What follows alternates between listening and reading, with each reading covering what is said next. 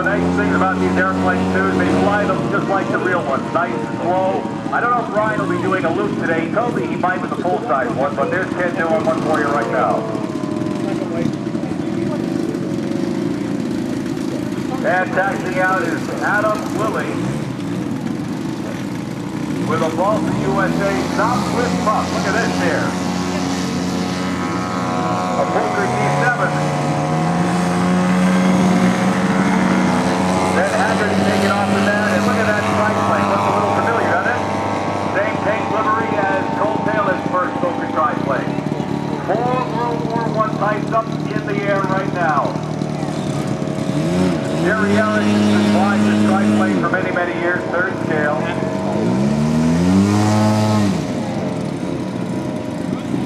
That Stop with Puff will see a larger one flying later on, but that is a remarkable airplane from our good friends at Boston, USA. They'll be making models inspiring future aviators after World War II since 1946. That's a long time to build a model airplane. Pretty cool stuff. Very, very well-known name, Boston, USA. There's a lot of traffic up there. Booker D7 being flown by Ben Haggerty. He is Tim Haggerty's son. Tim's been flying here for about 30 years. But Ben's been flying here for about 8. And he's just a child, I'm told, at 25. A nice formation of some really, really nice airplanes. We got a bonus of another triplane up there, too.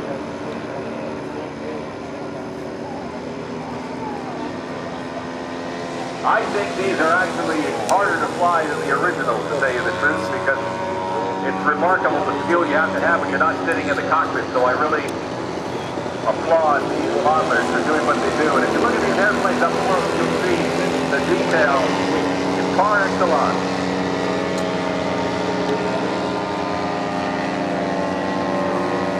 How many years was seen a Booker triplane back in the 60s and 70s in a Stop with Puff in that same paint scheme, flying over old Rhinebeck with Cole Palin and the late Dick King.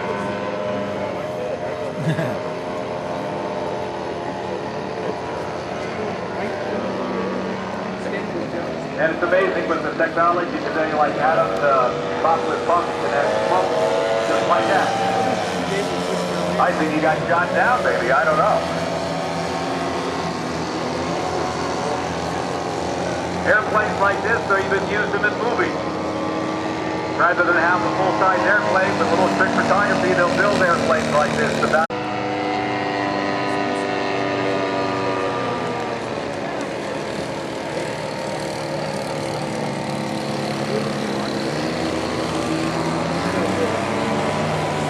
And Adam hopping on the smoke one more time. And here comes that other Stop with Puff flown by Mike Obaka. He's been flying here for 14 years. Another Boston, USA gem that you see flying.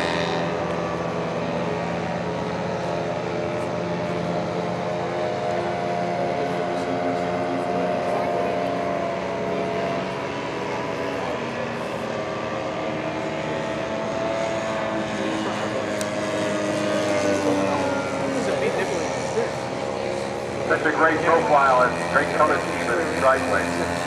And I'll explain later in the program the colors of these airplanes and the individuality that the pilots had back then.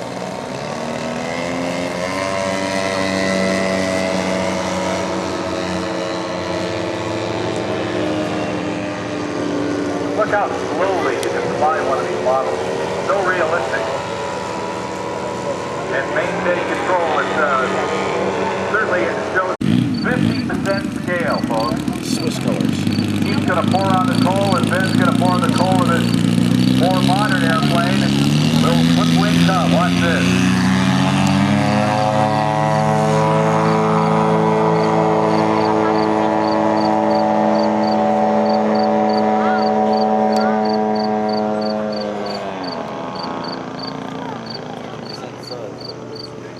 So when you think about that Newport flying along very gracefully in 1918, and you think about that Cub design, which was just about 20 years later, you can see the difference in technology over the time.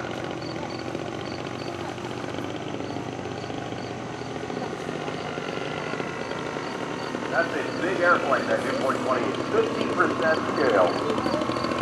And the other 40% scale. So you got two big airplanes here.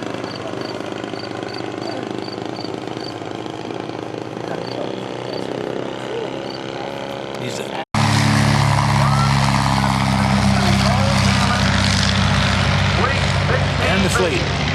This is what it would have sounded like in 1959.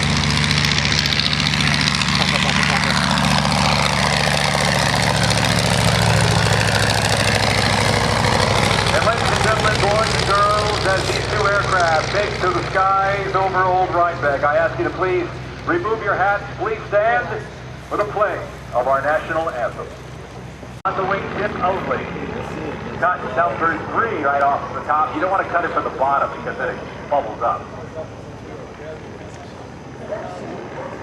And yanking and banking around, going for cut number 4. It's kind of low to the ground, and he just clipped it off there. Cut number 4. Right in the center of that flag. A little over 600 of these airplanes are made. Very industrial, very good airplane. Fleet 16B, Rob Williams makes a little photo flyby as the sun finally pops out. That'll make for a good picture.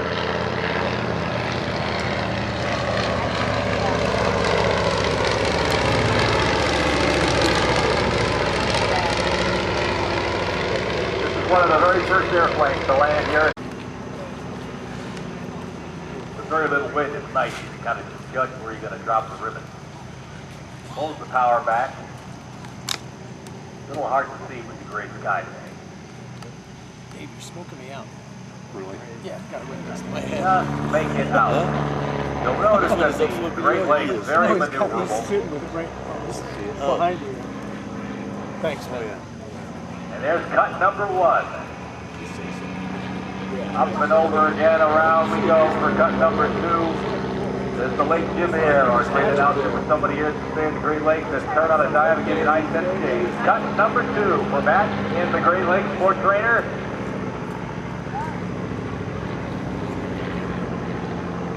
My floaters keep hiding it. It's a lot harder to do than it might be at times. What do you got to find the river? You drop it. It's cut number 3. Hear the wind? Listen to the wire. That's so cool. And going for cut number 4. There it is, right there off the top. Oh, there's 2 spears. Somebody asked me, why can't you cut it with cut number 5? Why do you cut it with the wing and not the propeller? Well, the reason being that it's very possible that some of that paper can get injected into the carburetor. Cut number 6. And that would make one. Run, run, run, run, run. Why, that thing is changing colors. What happened to the tricycle? It looked like it stalled out. Well, I don't see the air between their feet or wheels, but where did he go with that thing? Oh, that's gotta hurt. That's gonna leave a mark. You got it? Okay. Alexander's all right? Okay. I didn't expect that. Did you? Let's hear it for we have the right brothers, these are the wrong brothers. Let's hear it for them, everybody.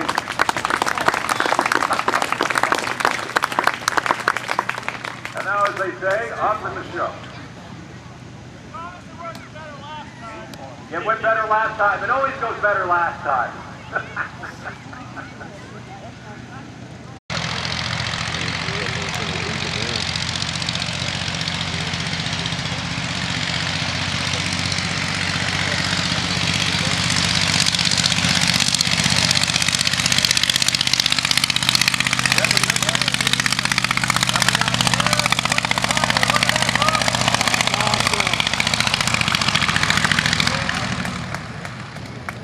How about that? 1909. Bottom of the cylinder.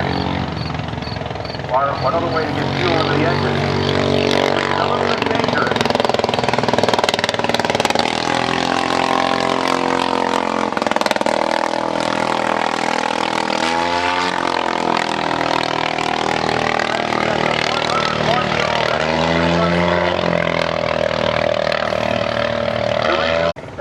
6,000 feet in a squadron of these with the 160 gnome. And back in those days, there would have been Oberrufels on the German side.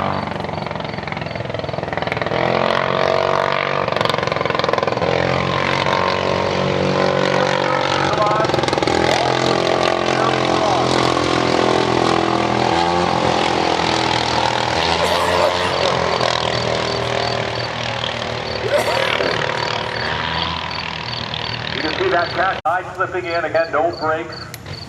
Nailing the tail end to keep the airplane straight. Working the rudder. Flipping the engine on and off.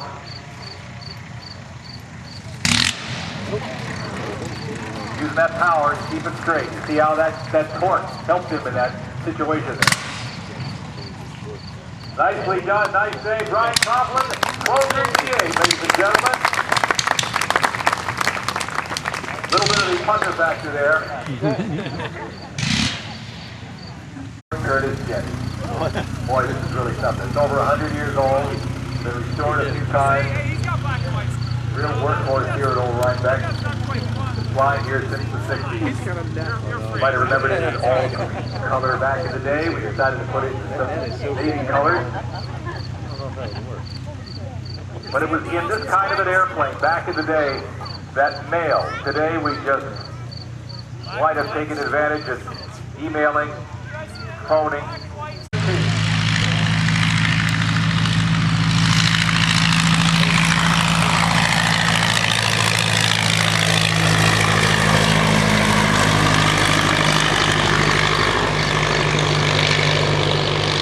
Six of these types of airplanes began their life in Garden City, Law. 16 topped with pups.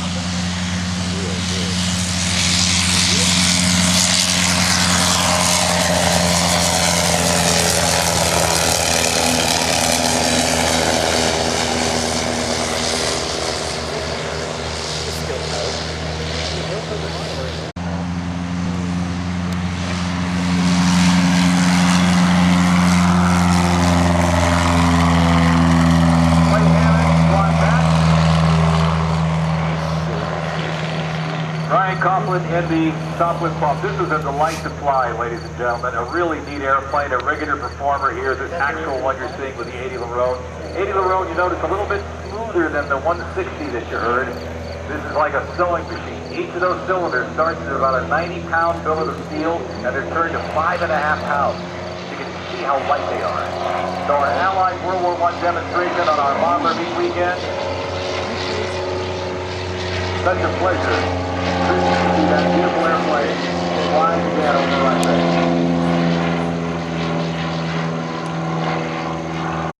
The key gun, much like the same thing as you have on the pad. Very, very generous wing there. It's a great rate of climb on this airplane.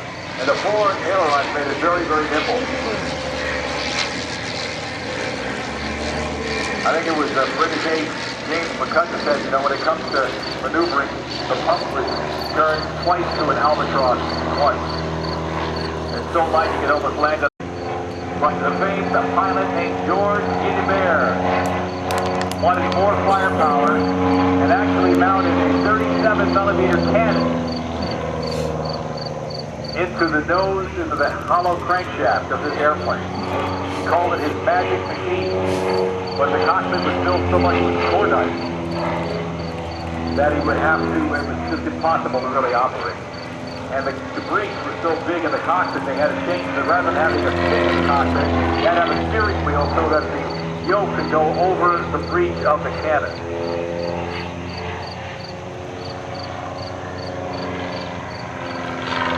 But devastating firepower without a doubt.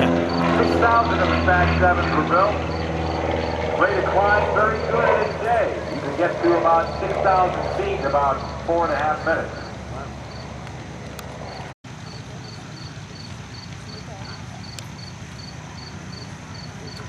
The Coaltail at Fag 13 was a famous ground looper. It didn't have brakes or a tail skid, or there's still brakes, but the tail wheel wouldn't help it anyway, but it would always ground loop.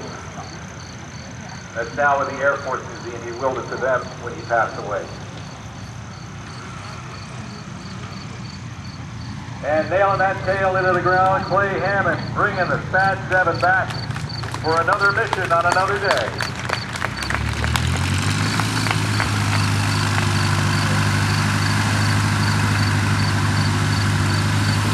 Very robust airplane, very strong.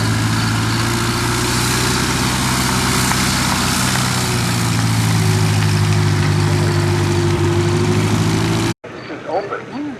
Well, Tom Fisberg wanted to feel the airplane. He wanted to be part of it, like his book called We. So he had no window, just an access point. No plexiglass door. When Ken brings it in, you'll notice a little spinning device on the back of the fuselage. It was a crude form of navigation back in the day. It was called an Earth Inductor Compass, and it was a marvel of 1927 engineering, I think, really, where your oversimplified explanation, I guess, is it's like a little generator. You're steering it towards the null of this magnetic heading to get the gauge to read 0, and that's how you stayed on track. Quite a remarkable device back in the day. Now we have GPS on our phones, we don't even think anything of it.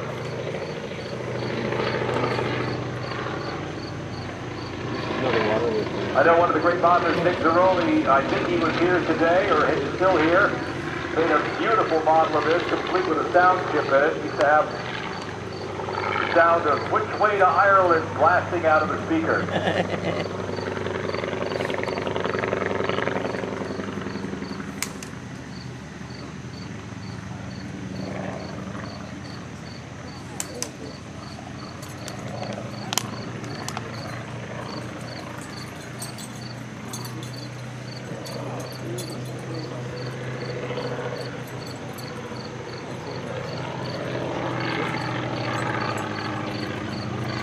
And rocking those wings, signaling he's coming back in.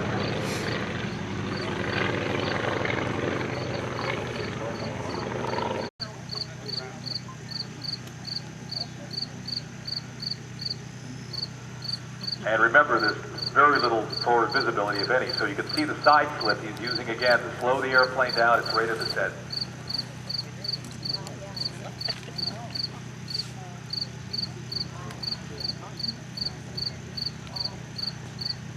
Straightening it out. Not liking that approach, he's going to go around again. Get a good line.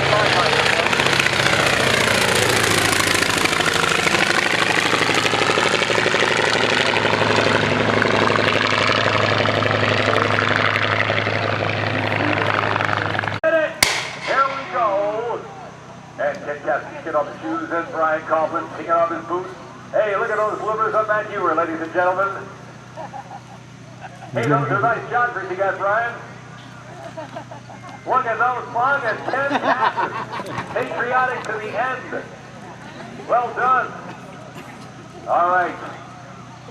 Here we go, folks. It's really hard flying these like this, but... All right, Piper Cub has already started with Matt Ewer. Brian Coughlin getting into his 1929 Curtis Wright Jr. Michelle going to give that a good prop on that 40 horsepower E2 Cub from 1937. All right, let's see if we can get that Curtis Jr. started. Ken Cassidy, very breezy in there. 40 horsepower, tugging away, get down again the runway. All right, we got Brian started. We'll pull those chocks. Hurry up, Brian. They're getting ahead of you there. Oh, boy. Looks like Matt's getting the jump on things. Here you go. Pick your favorite pilot. Pick your favorite bloomers. Pick your favorite airplane. Here we go. 1941 E3 Cub. Some 20,000 of these airplanes were built. 65 horsepower. A remarkable airplane in its day. It still is today. Ken Cassidy's in that E2 Cub. He needs all that hill because he's got to deal with that extra weight. Wait a minute. Oh, look at this. Ryan Coughlin. He cutting him off in that 1929 Curtis Wright Jr. Blast it off. And here comes Sept. You need to get around. You gotta do better than that. 40 horsepower engine. Holy smoke. A little bit more. Whoa, so the big now. Oh, it's pretty crazy in there now, folks. The Taylor is up. Restored by the pilot, some 360 for Bill. Top speed about 80 miles an hour. He's probably not doing that there. Yikes. What the heck is going on here? Ryan Kopp was way out there in that 1929 Curtiss Wright Jr. I think Kent's coming in to land. I think he cut everybody off. That's his underwear. Have we got a robe or something for him? Because this is a family show. I'm not sure. No? Well, you better do something. Oh, you got something there. I like it. Look out, because here he comes. You got a towel. Great, Michelle. All right. All right, Ken, slip it in. Nice Two. The first divvy of the sky touches down. See how slow the airplane lands. Really a fun airplane.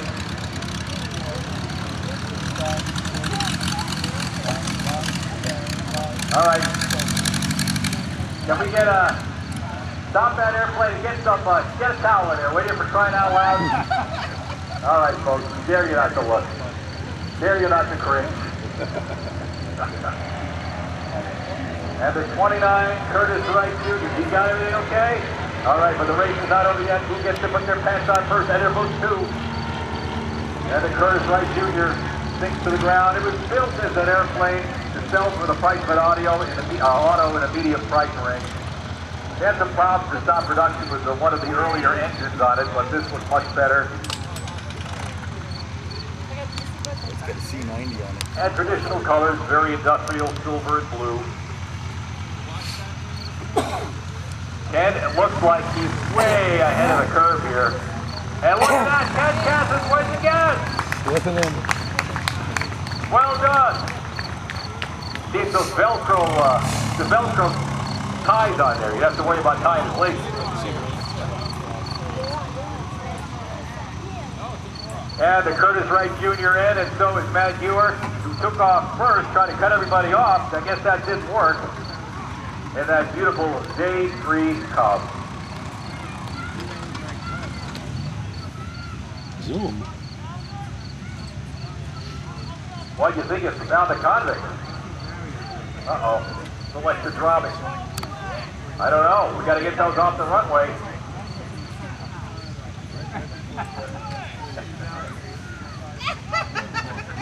Somebody's giving Ken Cass the boot. Yeah, legs. We want to get our fleet back up in the air again here, folks.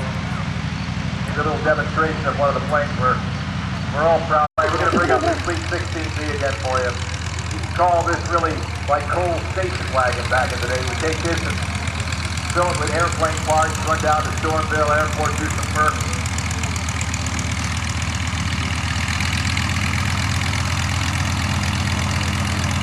Alex Jameson in the airplane. Back when we called out, it was all white.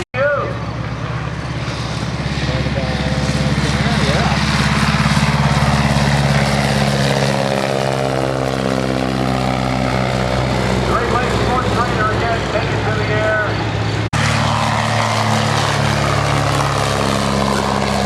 25, the line on the street. What will take the higher, low, fast, and slow anyway from here to go. It's worth the ride. You like it or not?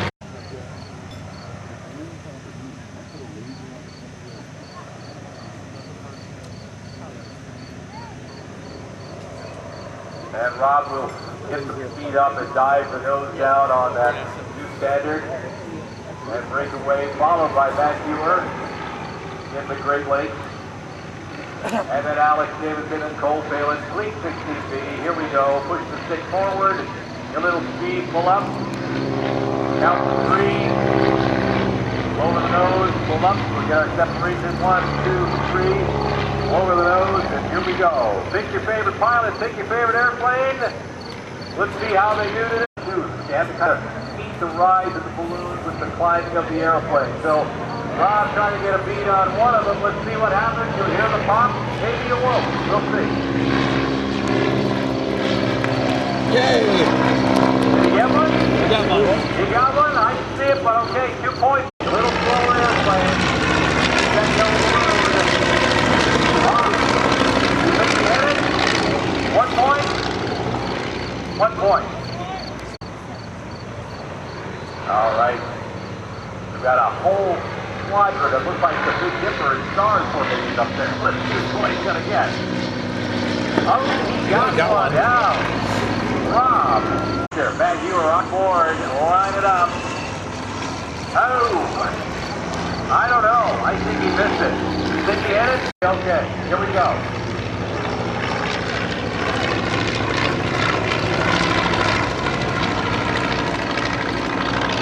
I don't think he popped that. What do you guys say? 2 points or none? 2 points? Okay.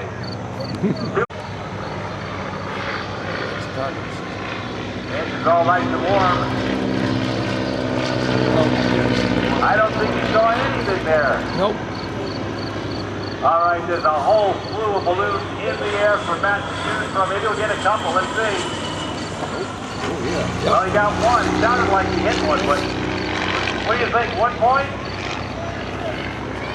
2? All right, 2 points. Alex Davis is going to dive right through the melee of balloon. Oh. Didn't pop it. I'm going to give 1 point for the Fleet 16B.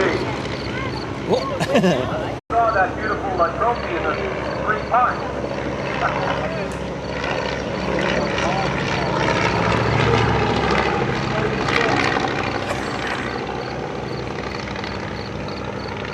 All right, Rob bringing in the new standard. Side slipping it in. Jerry Frisch. Jerry Frisch, where are you, Jerry? From Canton, Ohio. Jerry Frisch. Come on down. You get a ride in that airplane that's landing right now. Congratulations, Jerry. How about that? Let's hear it for Jerry. And Rob bringing in the new standard D25. Listen, Jerry's going to go for a ride. You got Alex Dennison bringing in the Fleet 16B. Pop, pop, pop goes to Kinner. Nice 3-point landing. And we're going to let these 2 airplanes a spin. Yes. Check this out. Flump. And a 1. And a 2. And use that energy and bring that airplane right down around, and let's do a loop. All the RC modelers here saying, hey, do this in my sleep. And bring it down to the loop, and we'll keep that energy going and bring it around again. And do what's called a Cuban 8. Roll it over the top, come back down and do it again the other side. The Great Lakes is a wonderful airplane for doing this. First biplane I got to ride it with Cole Palin with the Great Lakes on the hill. It wound up being the first biplane I ever soloed myself, so kind of a cool airplane.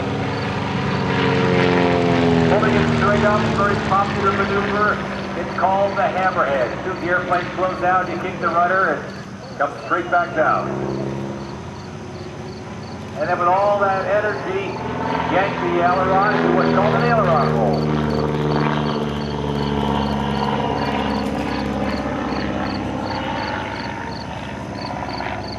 Come straight back up, another hammerhead. And this time round, rather than do a aileron roll, you'll stop it at 4 points of the axis of the roll. It's called a 4-point roll. 1, 2, 3, and 4.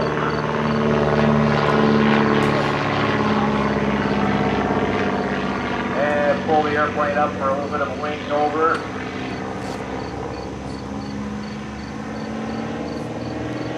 Right.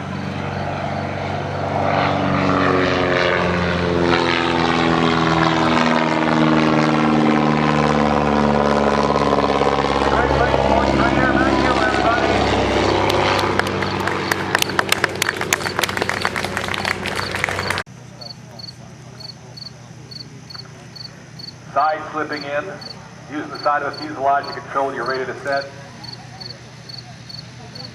And with a gentle side, the Great Lakes Sport Trainer, 2T1E, back again at old Rhinebeck. Matt Hewer at the controls, everyone. And that, folks, boys and girls, ladies and gentlemen, concludes our Saturday History of Flight Air Show here at Coldtail old Rhinebeck Aerodrome. We have gone from the realization of his dream to the preservation of a dream, thanks to you coming through the gate. If you got some cool photos, you can put them up on our social media pages. It's the new world, folks, isn't it? Social media. You can check it out, Facebook, Instagram, Twitter. And your dollars drive the engine that keeps these airplanes in the sky as it's done for the past 61 years.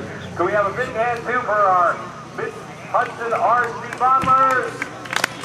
Great job again, the 53rd year. It's not over yet. We got a show tomorrow with our World War I show. Tomorrow, as a matter of fact, I think Sir Percy finally married Trudy True Love. Polka Triplane, Stop with Puff, The Spad, and more.